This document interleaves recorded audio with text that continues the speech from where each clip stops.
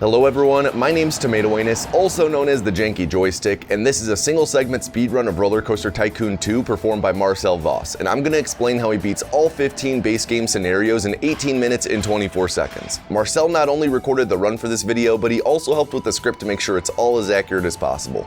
Oh, here comes the camera. This run is done with the open source mod OpenRCT2 installed, which not only provides HD support, but also has a few quality of life features that greatly speeds up the run, such as the ability to fast forward at 128 times speed, and also have scenarios end early if you meet all the goal requirements before the deadline. Since you can't fast forward in vanilla runs and you often spend a lot of time waiting on guests, the focus of vanilla runs is to keep your guest spawn rate as high as possible while you build your setup for the scenario. Since you can fast forward in open runs, there's not as much waiting and your focus is much more on building faster and more efficiently. Last thing to mention before getting into the run is that you're allowed to use pre-built designs that come with the game, but you're not allowed to prepare any in advance of the run. You are allowed to save designs you build during the run though and reuse them later on. Getting into the run, you're allowed to complete the 15 scenarios in any order, so Marcel opts to do the more inconsistent ones first to get them out of the way. He starts with Bumbly Bazaar, with the objective being to have a monthly profit of $1,000 from strictly shops and stalls, which he'll get from solely umbrella sales since guests will pay anything for umbrellas when it rains. He maxes out the price at $20 while building multiple information kiosks, so guests can shop faster regardless of where they are when it rains. He hires staff to clean and builds a ride to attract more guests, then waits for rain since it can only rain in March, September, or October in this hot, dry climate. Wow, it sure was nice of us to host a diving competition for all our friends. Okay, you all dive on 3. Ready, set, now! Oh, it's because they didn't wait 3 hours after eating to swim. They're all dead and will never be seen again. And this year's diving contest is brought to you by boot.dev. Oh, that's right, we still have to do sponsors. Learning back-end web development is a chore, but boot.dev changes that by entirely gamifying the process. Yeah, it's a smart way to learn to code. You're learning a real skill in building actual projects, but never getting bored doing it since it feels like you're just playing an RPG. There's a bunch of different courses for you to choose from, and boot.dev has a community aspect with both leaderboards and bi-monthly community boss fights. Go to boot.dev and try out those courses for free. Then use code tomatoanus to get 25% off your entire first year if you choose the annual plan. Oh no, we have one more diver! It's Birthday Boy! We've gotta stop him or he'll explode! He's going too fast. He refuses to stop!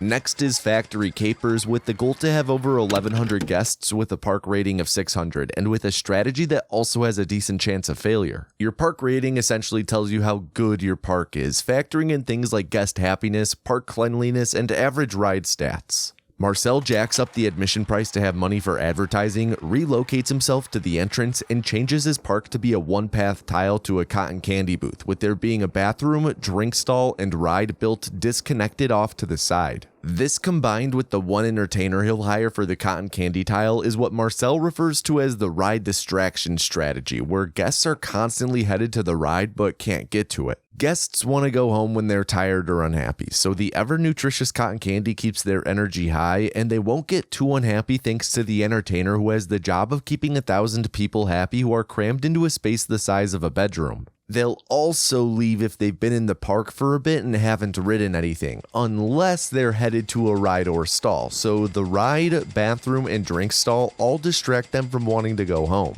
The guests don't get upset about overcrowding because the game checks for it when they cross into a new tile. If he built a second tile, then it'd start piling up. Marcel continually advertises to bring more people into the park, with the one real failure condition being if the ride breaks down, since guests wouldn't have a ride to head for anymore, so instead they'd head home. He next heads to the first scenario in the game, Crazy Castle, where he needs 1,500 guests and a park rating above 600. The ride distraction strategy is optimal here, but very risky because of rain, and rides will likely break down before 1,500 guests arrive, so he instead does the queue trap method. His park consists of just one ride with a queue, which he builds 2 do not enter signs in, trapping any guests who enter the queue to an eternity of bouncing between the 2 signs. Guests don't get hungry or thirsty while queuing, but they do get unhappy, which is why he built a handful of TVs in the queue too, distracting the guests from their ever-declining standard of living by inundating them with brain rot. After completing his Orwellian nightmare, he takes out some loans and gets to advertising. Usually only about 5 guests or so can fit on each queue tile, but they're in both the queuing and walking state right now, and they can phase through each other while walking, letting them be these forever queuing zombies, unaware of the increasing temperature of the pot they're being boiled in.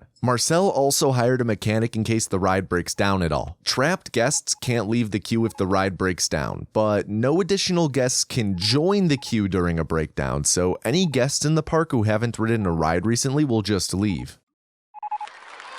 Next is Electric Fields, requiring 700 guests to complete, which is a small enough number where breakdowns are unlikely to happen before the end, so he'll do another ride distraction setup since it's a little faster to set up than the queue trap. Like I mentioned a little bit ago, breakdowns aren't the only risk with ride distraction. Rain can totally derail things as well. If it starts raining, well, guests won't want to go on outdoor rides and will start to leave. This is why he'd normally want to build an indoor ride here like the motion simulator, but he doesn't have it in this scenario, so he settled on the boat swing since guests are happy enough to ride it, and the 700 guests goal is low enough to where the boat swing being outside doesn't matter too much.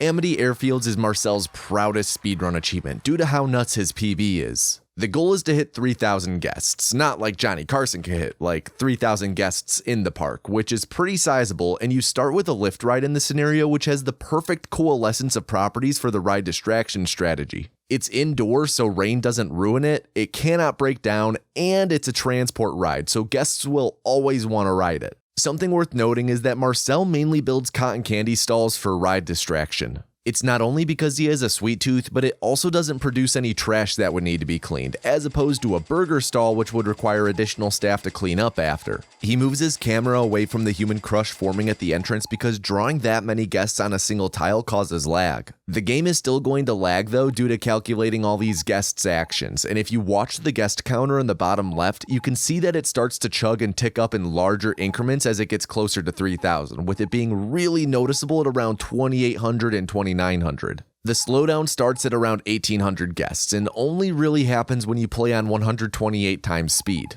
The game does slow down, so 128 times is more like 40 or 60 times speed, which is still faster than the alternative 8 times speed that produces no lag. Botany Breakers requires a monthly ride income of $10,000, so that means guests actually have to go on rides, which, outside of a little bit in Bumbly Bazaar, is the first time that'll happen this run. Marcel maxes funding for thrill ride research to get the launched freefall as quickly as possible, and while waiting for his scientists to do their job, he raises 2 slivers of land in the water since he can't afford to raise more than that. He'll then build the launched freefall pre-build called Escape Hatch, along with some pathing and queuing for additional throughput, before saving the ride plus pathing as a pre-built. He puts a 0 at the start of the name so it'll always be at the top of the menu for ease of access since he's going to be using this a lot throughout the run, and erects 7 more of these fully constructed rides and paths along the slivers of lands he Mosesed. What's the past tense of Moses? You'll notice he's playing at 1x speed right now because he wants these rides to stay new until after he both sets all their prices to be $15 and fully markets the park. Guests are willing to pay the max amount to ride a new ride within its first 5 months. For these free falls, the max price they'll pay is somewhere between $15 and $16, and there's no way for Marcel to change the prices for all of them at once. He has to click, press home to move the cursor to the start, press delete, and type 15 for each ride one by one, like he's doing data entry at the office. He's going to then fast forward after fully marketing the park. That way he has a sudden onslaught of guests, all willing to throw their hard-earned $15 at the ride operators. This should net him his goal, with the guests spending in excess of $10,000 on rides in the month of July alone. Fucking degenerates. Speaking of degeneracy, you can charge people to use the bathroom if you'd like, and that counts towards ride income, so you can actually beat this scenario with only toilets, though it's pretty slow considering Marcel doesn't sell much in the way of fibrous food. He then heads to Dusty Greens, which is pretty much the same as the previous scenario, but the goal is 5,000 from ride sales instead of 10,000. This means that Marcel can use the same exact strategy, building multiple zero-scape hatches, flooding the locals' houses with flyers for the park, and fast-forwarding after the marketing stunt. Since the goal is half that of the previous one, he builds half the amount of zero-scape hatches. I mentioned in Botany Breakers that the queue lines he included in the pre-build are for additional throughput, which is actually super important since without them, only one guest can queue at a time. Next is Fungus Woods with the goal of 2,500 guests, but since the lift isn't available here and rain is likely, he goes back to the queue trap method, though this one is a bit different and I find it super dope. He builds the Old Timers ride but sets it to wait for a full load of guests to ride, then reconstructs his brain rot queue. Since guests can't get on the ride, it'll never fill and depart, which means that the ride will never have its stats calculated. If a ride doesn't have stats calculated and the ride doesn't measure G-force like Old Timers, guests will always want to go on it as long as they stumble upon the queue. Old Timers is a really clever ride to use for this because not only does it not measure G-force, but it comes with just the right path and queue line so Marcel doesn't have to build any, saving time. Since Marcel isn't letting the ride ever depart, it's super unlikely that this ride will break down due to how the type of breakdown is chosen. Most breakdowns, when chosen, have a requirement for the breakdown to actually happen, like a vehicle entering the station, and if the cars never depart, most of those conditions will never occur, so the ride will never actually break down. Gravity Gardens has a new goal type, repaying a $10,000 loan and getting the park value above $500,000.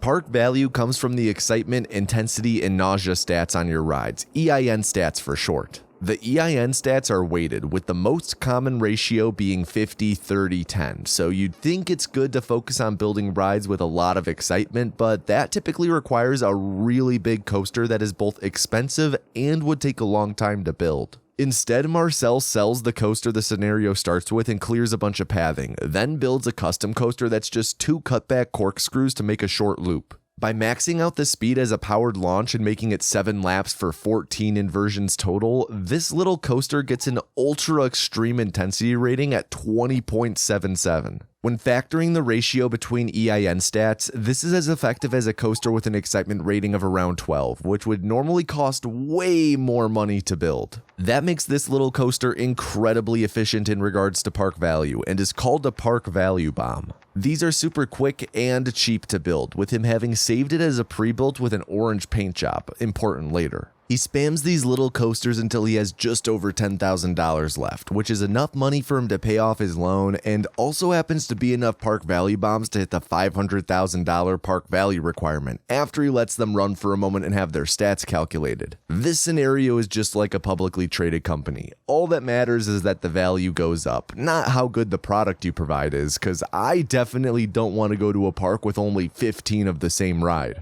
Infernal Views has another new goal type, to have 10 different types of operating roller coasters, all with an excitement rating above 6. The scenario starts with 1 already built, so he has 9 to go, and he gets on researching roller coasters right away. The approach to this is rather than spending a lot of time building custom coasters, he's going to instead try and make as much money as possible to build the more expensive, albeit quicker pre-built rides. He builds 2 escape hatches in very specific spots here where the entry path lines up with a path junction. When guests arrive at junctions, they have a tendency to go straight if they can. Building these 2 rides like this means that he only needs to build 2 free falls instead of 3, and building 2 like this is more consistent than if he had built 3 like he used to. He sets the prices to $12, which is how much the guests are willing to pay after the initial price drop, and also builds an ATM to keep the guests' coffers full so they won't leave the park.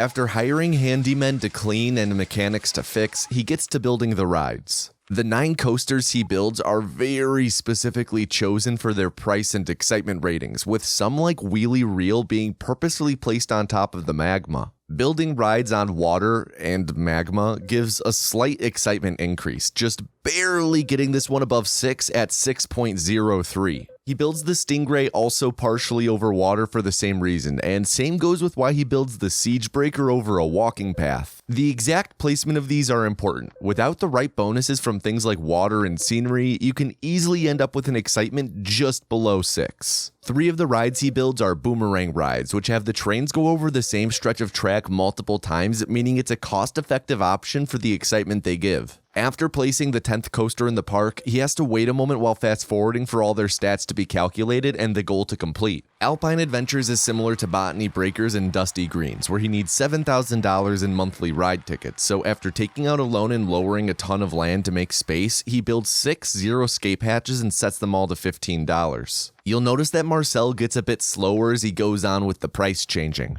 That's because this dude has been clicking and typing relentlessly the whole run, so his hand and wrist are ready to just fall off. You may be asking at this point, why speedrun RollerCoaster Tycoon 2? Why speedrun a game like this at all? I mean, the answer to that question is going to be different for everyone. Most people speedrun for different reasons. Marcel isn't primarily a speedrunner, but he's absolutely a certified expert when it comes to everything RCT2. Speedrunning is a different way to apply all of the crazy stuff he and other RCT2 heads have discovered, and is a great way to test the limits of what's possible as a human. In short, it's fun, and it's a fun way to apply things you've learned. And ultimately, having fun is the most important part of speedrunning. On to Lucky Lake, where the goal is to have 2,100 guests in the park without the park rating dropping below 700 at any point, but you have unlimited money, meaning the finance window is inaccessible and Marcel can't advertise. He trashes the rides the scenario starts with and builds a chairlift with only 1 station, which is the minimum so that it can be open. After building a queue trap, he also builds a do not enter sign blocking the rest of the park so that new guests can only really enter the queue. This circumvents deleting the path and getting the 130 starter guests lost, which would tank the park rating. Marcel felt like the chairlift was breaking down a fair bit in his runs, so he also sets the one mechanic to patrol only the chairlift area. Since he can't mark it, he has to rely solely on natural guest generation, with the soft guest cap increasing based on the rides you have in your park. The corkscrew coasters attract 100 guests each, which is quite a lot, far more than a chairlift or info kiosk, and the ride needs to be open but not broken down, so he sets it to wait for a full load to ride, overwrites the pre-build, and spams 0 corkscrews. He doesn't fast forward yet, since guests will spawn faster than you can build the coasters, so after building a handful of 0 corkscrews, he then opens them for business and starts fast forwarding while building more.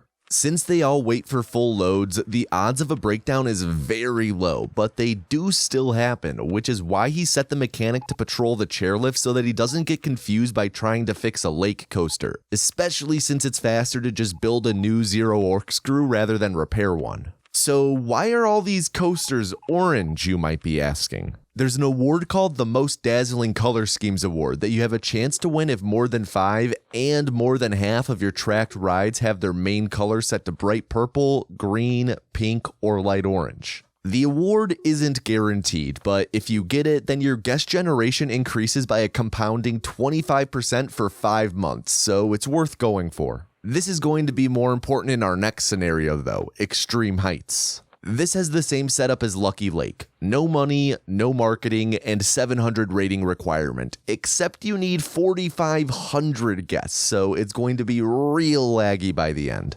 Marcel starts by clearing out a ride you start with so it's not in the way, deleting some pathing, and building an escape hatch to set up another queue trap, again blocking off the rest of the park with a do not enter sign for the same reasons as Lucky Lake. Too many guests just can't read a map, a sign of our society's decreasing media literacy. Though, how much of this is to blame on our capitalist overlord Marcel for not selling maps? For the queue trap, he set the ride to never depart just like he did for old timers in Fungus Woods. That way it has a low breakdown chance, and if it does break down, well, there's already a mechanic around to fix it. He also builds a motion simulator, which might seem random because he's going to be spamming 0 corkscrews again, but it's actually super important. Your park rating affects guest generation, and the average excitement and intensity of your rides contribute to your park rating. Since none of the rides he's building are going to have their stats calculated as they constantly wait for full load, his park rating would hover around 720, which is fine, but by building one motion simulator, his average ratings are really close to a Goldilocks zone for park average, and his park rating jumps to over 800, greatly increasing guest generation and speeding up the scenario. After building a dozen and a half or so Zero Orc screws, he opens them for business and starts fast forwarding, but if you're a smart gamer who likes arithmetic,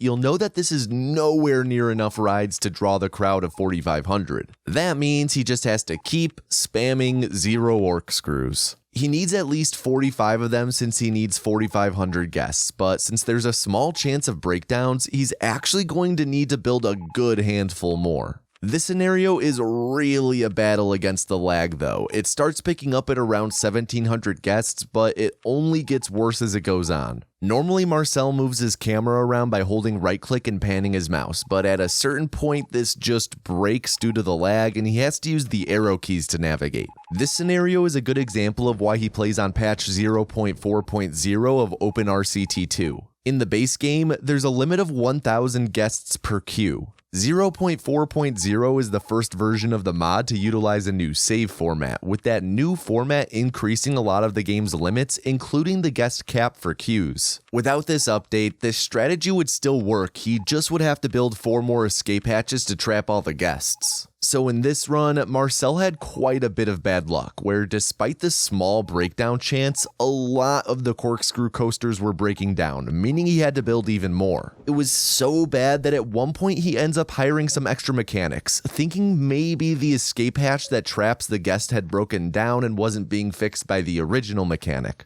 This would cause new guests to just leave the park instead of being trapped. This had never happened during his practice runs though, but confusion does weird things to you. Marcel ended up going back and did some testing and analysis to find that indeed the escape hatch hadn't broken down and he simply needed to build even more Zero Orc screws. And that's what he ended up doing, fighting the lag to place enough Zero Orc screws to attract 4,500 guests and drag this scenario over the finish line. This brings us to the penultimate scenario, Rainbow Summit. This is a mix of previous scenarios. He has money at a 2,500 guest requirement, except advertising is banned and you can't build too tall because, quote, the local authority won't allow construction above tree height. He circumvents this regulation protecting our natural skyline by building a lift going underground, setting up his next queue trap. Marcel will follow this by again spamming Zero Orc screws to draw guests, funding the endeavor with his $10 park entrance fee. He'll build everything on land because some parts of the lake are pretty deep and mess with the height regulations, and there's just a lot more consistency in finding places to build on land. But even then, clicking and building in the correct spots is quite tricky 16 minutes into a run that drains your endurance as much as I drained your dad's testes. While Marcel builds his personal vendetta against local ordinance, I'd just like to say, as always, that I hope you're all doing well. If you're not, then please remember, as always, that no feeling is final and there is a tomorrow.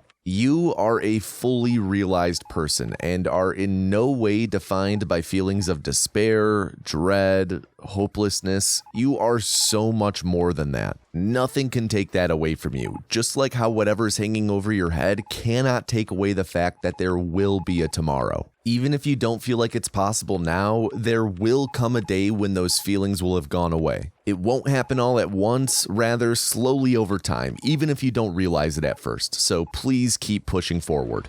Ghost Town is a doozy of a finale that usually isn't the finale, but Marcel thought it would make for a cool final scenario since you need 10 different types of coasters like in Infernal Views, but they all need to be a minimum length of 1,200 meters and have an excitement rating over 7. That means these coasters need to be big, and big coasters cost a lot of money, so he first focuses on researching shops and stalls to unlock the ATM so his guests don't go broke. After opening the park and clearing out scenery that includes some buildings, he turns on the money faucet by spamming several Zero escape hatches near the entrance. This scenario is going to take a while to complete, so he preemptively sets the prices to $10, anticipating multiple price drops due to the rides getting stale, but doesn't open them for business until the end of April year 2. That's when the ATM is unlocked from research, and it's then that he'll open the rides in his park after a year of his park being open, finally giving the guests something to do. He'll then swap from researching stalls to coasters, build the ATM, hire a bunch of handymen to clean all the vom, and build a few more Zeroscapes for Moolah because, again, he's going to need a lot. Like, by the time he'll finish setting up these extra dollar printers, he'll have over $80,000, which isn't even close to enough. There aren't many pre-builds that meet the 1,200 meter requirement without having an enormous footprint, which is important since he needs to build 10 coasters for this, and it's easy to run out of space. He needs rides that are long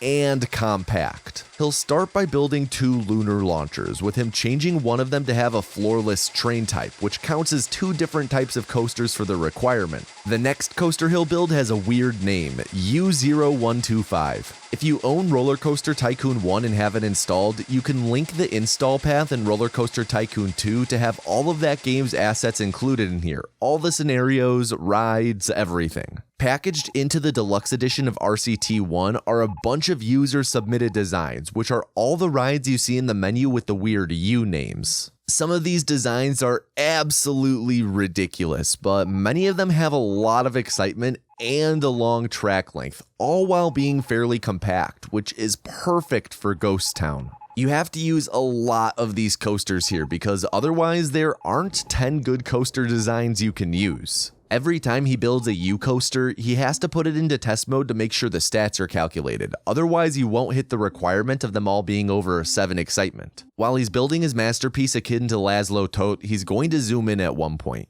This is because when you stay zoomed out during this scenario and strategy, at some point you just start getting really bad lag that Marcel himself can't explain. He has no clue what causes it, it just happens despite there not being a crazy amount of guests. Zooming in helps reduce this lag. Next he'll place U94, which is the main reason he cleared out the scenery, because otherwise he'd have to place it and the previous coaster absolutely perfectly for this strategy to all fit together. He felt not clearing the scenery messed up placing the coaster about 3/4 of the time. It's way more consistent to just delete the buildings early on and have a bit more leniency. Old runs of this scenario used to build custom coasters to achieve this ridiculous goal, but that takes a very long time. Like, the first run ever submitted for this scenario was over an hour, and now it takes under 3 minutes. He takes out a loan to be able to build 2 more coasters, but he's run out of space with 9 of the 10 coasters built.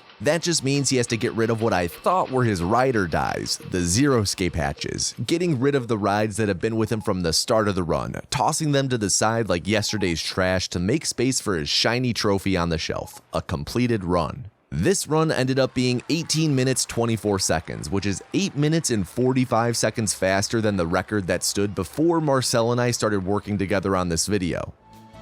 If you made it to the end of this video, thank you so much on behalf of both myself and Marcel, and especially thank you to Marcel for helping make this video. I've been a fan of his channel for years, and it was an incredible experience getting to work with him. If RollerCoaster Tycoon interests you in the slightest, then be sure to check out his channel for some of the super cool stuff he does. Oh, my picture is ready. Whatever. And a huge thank you to my patrons for helping make this video possible. This run was suggested and voted by them to be covered, which is something you too can do for just $3 a month. It also gives you access to videos early and updates on what's being made. I know things are super uncertain right now though, so please don't feel compelled to support. It's greatly appreciated, but not at all necessary. And that's what makes you all so special. Thank you all, truly. That's all for this video though. This was a speedrun of RollerCoaster Tycoon 2. I've been tomatoanus, and I hope you have an above average day. Now where the hell did I park?